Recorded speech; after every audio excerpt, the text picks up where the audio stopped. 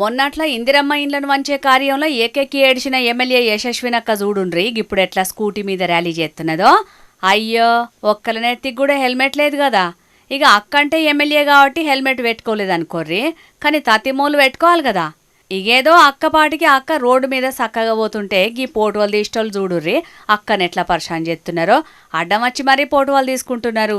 అయితే గదంతా తర్వాత ముచ్చటగాని ఇప్పుడు యశస్వినక్క గీ బైక్ ర్యాలీ ఎందుకు తీసినట్టనే కదా మీ డౌట్ అనుమానాలు. ఇందిరమ్మ ఇండ్లు వచ్చిన పబ్లిక్ కాగితాలు వంచనీకి జనగామ జిల్లా దేవరుప్లకు పోయిందట ఎమ్మెల్యే మేడం. ఇక ఇండ్లు వంచే కార్యాన్ని పబ్లిసిటీ చేసుకోవాలనుకున్నదో ఏందో గాని ఆడున్న కార్యకర్తలతోటి కలిసి పార్టీ కార్యాలయం కించి బైక్ ర్యాలీ చేసిందట. ఇక అక్క ముందట పోతుంటే అక్కెనక పార్టీ కార్యకర్తలందరూ బైక్ ర్యాలీ తీసిండ్రన్నట్టు గిట్లా. అయితే స్కూటీ మీద చేసిన పబ్లిసిటీ మంచిగానే ఉన్నది కానీ మేము అధికారంలోకి వచ్చినాక చదువుకున్న ఆడవిలగాళ్ళందరికీ స్కూటీలు ఇస్తామని చెప్పుకొచ్చారు కదా.